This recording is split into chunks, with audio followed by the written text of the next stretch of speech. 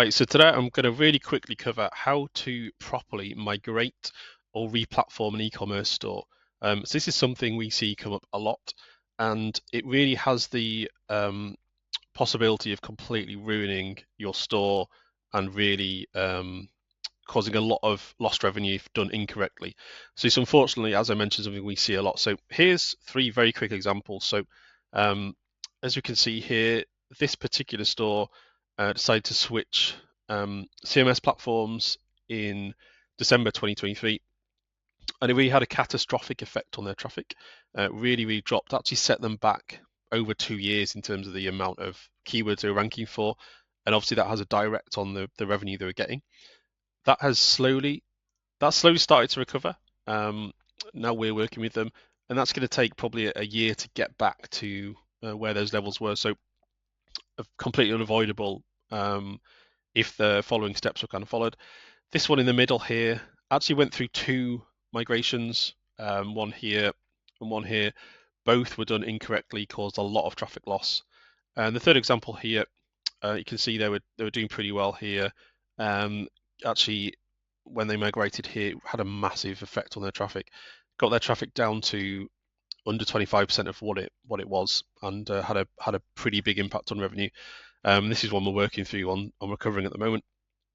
So, what do you want to do to avoid that happening? So, you can actually create a massive checklist of what to do to avoid this happening. But generally, what happens and what we find happens is the emphasis is rightly placed on other things when you're migrating CMS. So, that is maintaining orders coming in and maintaining the orders being sent out, the kind of logistics of the business, and that's very understandable. That is the main focus, but actually I would argue SEO and getting SEO continuity right over the migration is equally as important of that as that. But unfortunately, it's just very neglected because there's just so much going on at the time. So really, all you kind of need is an SEO to be involved through that process to do some basic checks. And this is where I'd start with that. So really, to begin with, you need a migration plan and a checklist. So that's very simple. You need a Google sheet, and just document everything you're going to do. And I'll explain if you're just going to take the MVP approach of this, like do the minimum to make sure there's no loss, then this is all you need to do. There's things you can do above and beyond this to make sure you capitalize on the migration or the replatforming a little bit better. But this is really the basic you kind of have to do. So when you create that checklist, what you want to do is assign an action, a status, a person, and a timeline. So for everything you're going to do, what do you need to do? What is the status of it? Is it being done? Does some research need to be done into it? Has it been done?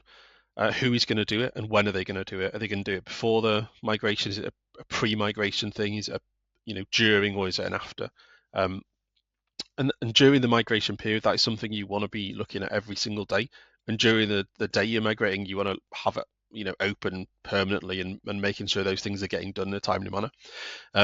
So you need that to really kind of track how everything's going.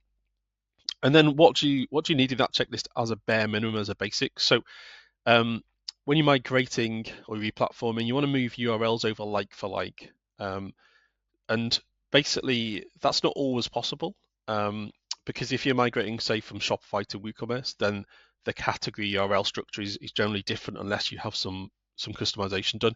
So if that's not possible, you need to redirect maps. You need to redirect to the same category, but it'll be a different URL.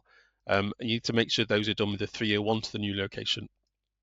That is very important. That's probably 50% of the thing you need to do to get this migration done correctly. It can be a bit of a manual process to create that redirect map. It really depends on the situation you're in. But these days, with the help of Google Sheets and AI and that kind of thing, you can generally pull the sitemap of your current site and then very quickly create a map to where the URL is going to go, and just make sure you have that 301, those 301 set up correctly. So every URL, every redirect must be a 301, and that will tell Google this page is in a new location. It will pass over that signal that this is where it's going to be. And once you've done that, if you have a lots of internal links pointing to the old URLs, you want to go through and update those. Again, depending on your situation in the platform, that might be possible with a tool to do quickly, or it might be a manual process. I'd say, updating the internal links is important, but that can be a kind of phase two. You might do that, the week after the migration. The most important things is really getting those redirects in place. Then the second thing that we see quite often being an issue is content isn't moved over like for like. So quite often e-commerce store owners will come to us and say, we did move the content over like for like, and then we look at it and actually it wasn't moved over like for like. So as a basic, it's the home page, the product page, and the category page that needs to be moved over.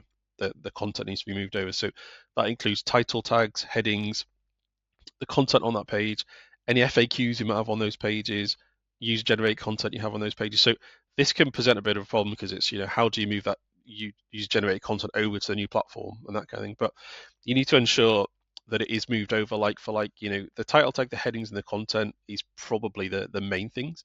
And often what we see is just a whole section of a product page is not moved over. It's just completely forgotten about. And that can have a catastrophic effect on the traffic if it's not moved over. And then the migration or the new platform itself gets the blame for the decline in traffic when actually you're just missing some content that was helping you previously. So yeah, if you're kind of stuck on resource and time, they're the main two things I would do. If you do those, it's unlikely you will see a massive decline. You'll probably hold steady. And once you've done that, once you have the redirects and everything like that in place, I would submit the new sitemap in Google Search Console. So if you've replatformed, it's very likely that the sitemap will be in a different location. So you want to make sure you're submitting that to Google Search Console and helping Google figure out where the new URLs are, what it should be indexing. So yeah, if you do that, if you do those few things, you'll probably be okay with a migration.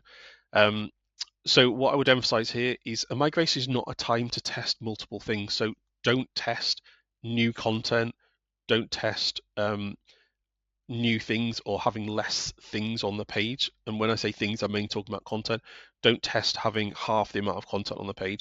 That should be something you test afterwards. It might help you, but if you do it at the same time as you do the migration, you could end up in a situation where you have declining traffic and you don't know why. You're just blaming the migration in general, but you don't know what the specific thing is. So you want to minimize the amount of variables when you're doing a migration so you can quickly diagnose what the issue was and then fix it.